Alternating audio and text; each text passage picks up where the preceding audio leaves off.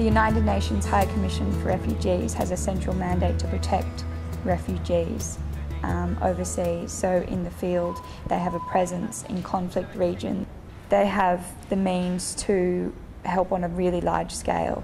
So Adut, the former refugee that I met when I first was introduced to the UNHCR, was in a camp of 80,000 people in northern Kenya. So you can imagine the scale of that and the depth of their work.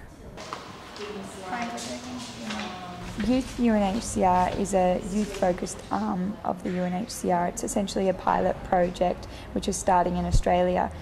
It's basically a way that we can fundraise and create awareness and bring youth together, both resettled refugees in Australia and Aussie youth that want to be part of it. It is a great opportunity to prove what us as young people are capable of doing. When I was 14 years old, I interviewed a former refugee in Canberra. I was writing for a school project where I wanted to write a book based on the story of a refugee because I wanted to know, to find out the facts for myself. I interviewed Adut when she was 18 years old, and hearing her story and her referencing the UNHCR made me really question and wonder what this organisation is, because I'd never heard of it before, and they basically gave her the opportunity of a new life. When Adut first shared her story with me, I was completely overwhelmed by the enormity of it and how helpless I felt as one person that wanted to help people, wanted to make a difference, but met this person who was the victim of a situation she couldn't control. And there's so many million women and children out there that are victims of situations they're, powerless to change. So Adut reached over and said to me, don't be sad, Sophie, like what happened to me is not your fault.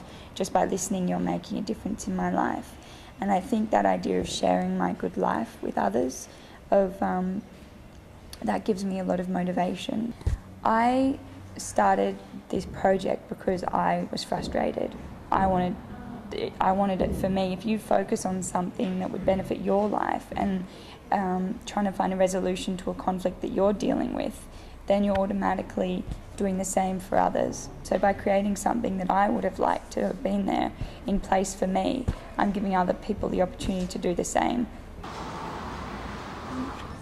Creativity and innovation is crucial to me, because I think especially when targeting and engaging and inspiring my demographic, you need to do it in the means in which we relate to each other on a daily basis, through social networking and new media, things that engage us and interest us. When I came to Vibewire, it was sort of like stepping through the doors. It was sort of like I'd found a similar tribe. It's like you find a home to house your ideas and your passions, because being a young entrepreneur can sometimes be a bit lonely because you feel like you're the only one out there trying to do something.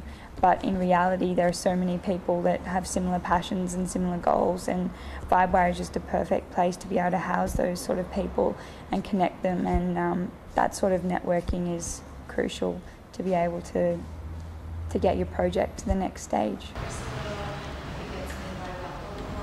The office space is really fantastic because it's somewhere I can just drop in. I can come in to work for a couple of hours and then leave. It's so relaxed, and there's people around me that are working on really, really interesting projects. So it's a great way to meet people, and it's just a great working environment. There's a buzz, and because it's young people, it's also nice to just have a chat when you're making a cup of tea or something like that. It doesn't really feel like you're working.